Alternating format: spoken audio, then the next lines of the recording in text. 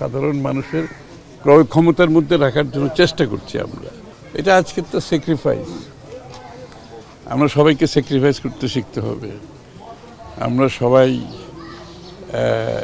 Sacrifice করে অন্যের কথা ভাবতে হবে। আজকের দিনের মূল ভাবনা তো এটাই, আমরা ত্যাগ করা শিখতে হবে।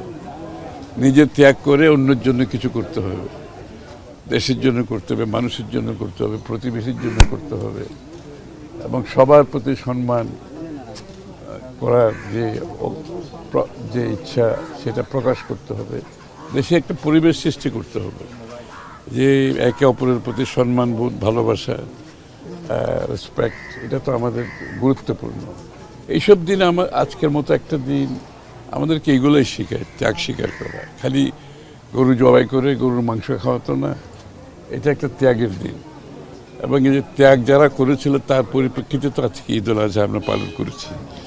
এবং ওই ত্যাগ, আমাদের ত্যাগের যে মহিমা সেটা ধারণ করতে হবে। তো আজকের দিনে আমি সবাইকে বলবো, অনুরোধ করবো, দেশবাসীকে শুভেচ্ছা জানাচ্ছি, ঈদ উল আজহার শুভেচ্ছা জানাচ্ছি। তো এটার আজকের দিনটার গুরুত্ব হচ্ছে একটা ত্যাগের বিষয়। সবাইকে ত্যাগের পথে, ত্যাগের মাধ্যমে প্রতিবেশী, আত্মীয় স্বজন, বন্ধুবান্ধব, দেশ, এর মাধ্যমে আমাদেরকে সবার জন্য কিছু করতে হবে। সব কিছু আমাকে পেতে হবে, এখান থেকে বেরিয়ে আসতে হবে, সকলের জন্য চিন্তা করতে হবে। আমরা যাই করি জীবনে, আমার যা পাওয়া একজনেরও তো পাওয়া আছে। সব কিছু চিন্তার মাধ্যমে যদি সেই চিন্তাটা আমরা ধারণ করতে পারি আজকের দিনে, তাহলেই বোধহয় আজকের দিনে সার্থকতা হবে। বাজেটটা 11 তারিখ, বাজেট দেবো তো তখন দেখতে পাবেন। এখন বাজেট কি হবে কি করে বলবো। ঈদের অর্থনীতি অবস্থাটা কেমন বাংলাদেশে এখন? আমি তো মনে করি এইবার তো দ্রব্যমূল্য কমেছে, বরঞ্চ আমাকে যেটা, আমার যতটুকু জানা, এইবার দ্রব্যমূল্য তো বাড়েনি, বরঞ্চ কিছু কমেছে। কোরবানির ঈদ উপলক্ষে দ্রব্যমূল্য কমেছে। সাধারণত কোরবানির সময় দাম বাড়ে, এবার কিন্তু কমেছে। সুতরাং আমরা এই ধারাটা অব্যাহত রাখতে চাই। সাধারণ মানুষের ক্রয় ক্ষমতার মধ্যে রাখার জন্য চেষ্টা করছি আমরা, যাতে বাংলাদেশের অর্থনীতির সুফল তো সাধারণ মানুষ পেতে হবে। খালি প্রবৃদ্ধির কথা চিন্তা করলে তো হবে না। এই প্রবৃদ্ধির মাধ্যমে দেশের সাধারণ মানুষ অর্থনীতিতে অংশগ্রহণ করতে হবে, অর্থনীতির সুফল পেতে হবে। তো দ্রব্যমূল্য যদি তাদের আওতার বাইরে চলে যায়, সেখান থেকে তো তারা বঞ্চিত হবে। আমরা চেষ্টা করছি যে দ্রব্যমূল্যকে নিয়ন্ত্রণে রাখার জন্য আপ্রাণ চেষ্টা করা হচ্ছে। আশা করি ক্রমান্বয়ে দ্রব্যমূল্য কমে আসবে। একটু সময় দিতে হবে।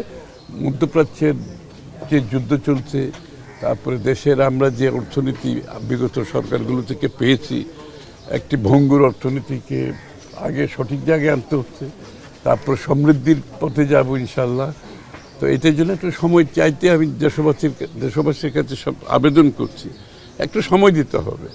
কারণ একটা ভঙ্গুর অর্থনীতিকে সঠিক জায়গায় আনা, তারপরে সামনের দিকে এগিয়ে যাওয়া, সমৃদ্ধির পথে একটু সময়ের প্রয়োজন। দেশের মানুষের কাছে, জনগণের কাছে আমাদের একটি আকুতি, একটি আবেদন, এই সময়টুকু আমাদেরকে একটু দেন। আমরা নির্বাচিত সরকার, আমরা আপনাদের কাছে দায়ী, আপনাদের কল্যাণে একটা সরকার, এটা কল্যাণকর রাষ্ট্রের প্রতি আমরা যাচ্ছি ইনশাআল্লাহ। আপনারা দোয়া করবেন, সবাই মিলে আমি আশা করি সেটা আমরা করতে পারবো।